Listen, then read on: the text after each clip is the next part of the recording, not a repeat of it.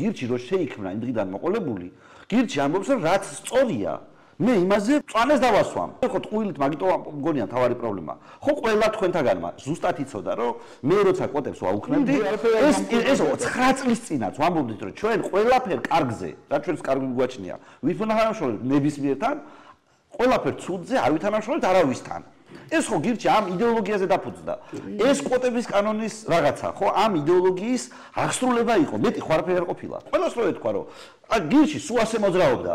და ჩვენ გვინდა რომ ჩვენი სწორი მიზნები ვინც არ უნდა იყოს გააუქმოს და ჯიგარია, ვინც რამეს აღწევს ამ მიმართულებით, ვაფშე სხვა სიტუაცია ექნებოდა, მაგრამ მთელი ეს ყოფილი მეგობრები ისინი რა ქვია თანაპარტიელები, მოწინააღმდეგეები, ყველა გამოვიდა და იძახა რომ კოცებთან შეკრულები. ამას პლუს თავისი მედია პროპაგანდა, სადაც მე არ მომიწვიეს, ცალმხრივად ვიდეო და ამ თემაზე მუშაობა მე რო არ ვიყავ ის. თქვენ ან კოტების მომხრე ხართ ან მოწინააღმდეგე. ზოგადად ანუ თუ მიგაჩნია რომ ცუდია კოტები, თუ მიგაჩნია ეს ქალის შეურაცხყოფა, მათ შორის მაგაში კითხვას არ ვსვამ, რიტორიკულად ვსვამ კითხვას. ანუ ამაში თანხდებით, ამაში მივყვებით და უცბად გაიჩიტა სიტუაცია, რომ თან საკონსტიტუციო სასამართლოშიც ერთად ვიბრძოდით. ესმის, ანუ საკონსტიტუციო სასამართლოში ვიდიოდით და ვიბრძოდით კოცების წინააღმდეგ. ანუ სინამდვილეში ეს კანონი, რომელიც მე გავაუქმე კოცებთან ერთად, არის კოცების მიღებული თავის დროზე NGO-შნიკების დახმარებით და მათი მოთხოვნით. კი ბატონო.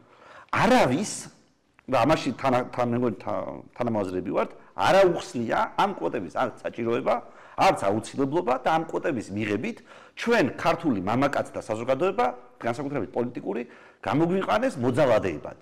მორალური საფუძველი ამ კანონის იყო, რომ ჩვენ ვართ მოძალადე საზოგადოება, ქალებზე ვძალადობთ და ამიტომ გვჭირდება კვოტები. ეს არის კოტების მორალური. ჩემთვის ეს ამორალური დათქმა იყო. ძალიან მნიშვნელოვანი ამორალური დათქმა და მგონია რომ იმაზე მეტად ზღუდავს ადამიანის უფლებებს, ქალების უფლებებს, ვიდრე ვინმე წარმოუდგენია. საკონსტიტუციაში ვიბრძოდი. ვასაჩივრებდი, კოცები ჩემგან თავს იცავდნენ. თუ რაღაც სწორია, სწორს დავეთანხმებით. ყველას ვინც არ უნდა აკეთებდეს. კოცი აკეთებს სწორს, ჩვენ ვეთანხმებით. ნაცი აკეთებს სწორს, ჩვენ ვეთანხმებით. ეს საზოგადოება შედგება კოცებისგან, ნაცებისგან და გირჩებისგან. შესაბამისად, შენ თუ რამის მიღწევა გინდა, შენ ან კოცებთან უნდა შეთანხმდე რაღაცაზე, ან ნაცებთან. ჩვენი სტრატეგია იყო, არის და იქნება, რომ ჩვენ შევთანხმდებით ორივესთან, თუ ისინი კარგ საქმეს აკეთებენ. და ეს პრინციპი არ შეგვიცვლია არასდროს. იმის გამო, რომ კოცები უფრო ცუდები გახდნენ, ვიდრე იყვნენ აქამდე. იმიტომ რომ რა ვიცი, სხვადასხვა პროექტები იყო, სადაც ჩვენ მონაწილეობდით ერთად, რაღაცა სხვა კანონიც იქნება, სადაც შეიძლება მხარი ერთად გვაქვს დაჭერილი რაღაცას, მაგალითად, საარჩევნო კადრებში ცვლილებები თავის დროზე. მინუს სხვა კანონი იყო, ესეთ პატარა კანონები. ახლა იმის გამო, რომ უცბად დადგა სიტუაცია, რომ ოპოზიციამ უფრო მეტად შეზიზღდა კოცები, უფრო საზღვრები გახდნენ. ამის გამო, და რაღაცის გამო ასევე, გინდა ამ მოტივით, გინდა იმ მოტივით, მათ აწყობთ სწორი საქმის კეთება. კოტების გაუქმება, რომელსაც არ დამეზარა და საკონსტიტუციაში წავედი. ანუ რადონის მნიშვნელოვანი მეგონა ეს საქმე სულ. რომ პროსტა არ დამეზარა, სარჩელი დავწერე, წავედი საკონსტიტუციო სასამართლოში. ახლა მოდის კოცი და მეუბნება, რომ იცი რა, შენ შეგიძლია დასცინო საკონსტიტუციოს ყველა მოსამართლეს, ვინც ამას ხელი მოაწერა. ორი განსხვავებაზე იყო. ამას ხამსისულელეს ხელი მოაწერა. იქ ხო ვეუბნებოდი, რომ თქვენ მოსამართლეები არ იქნებით მეთქი. თუ ამას გააკეთებ და თქვენ ვერ გაიგებთ, რას გელაპარაკებით. ყველა არგუმენტი უთხარით, დევს საჯაროდ YouTube-ზე ეს პროცესი და რა ეკნათ არ იცოდნენ მაგ მოსამართლეებმა ისე დღეში იყვნენ ამ იმაზე. აი მაგათი დაცინვის უფლება, რომ აი ამდენი ხანი რო იწვალეს, ამხელა დეგენერატობა რო დაწერეს გადაწყვეტილების სახით. ამდენი კოცების სადამცველო სიტყვა პარლამენტის, კოცების პარლამენტი ხო იყო მაშინ ვინც თავს იცავდა. იმათი უცბად აი ერთ დაჩქარებული წესით პლუს ამას NGO-ები, რომლებიც ჩემი ჰეითერები არიან, ამას დამატებული და ყველაფერ მავნებლობას აკეთებენ. იცი, ასეთი კანონების მსგავს.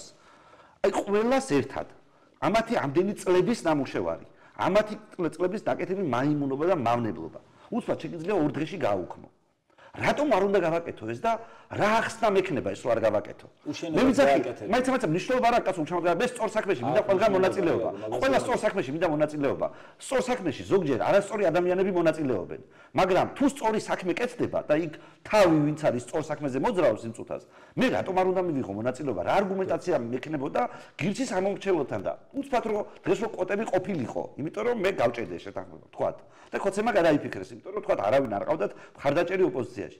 რა, ამითი უკეთესი იქნებოდა საარჩევნო გარემო?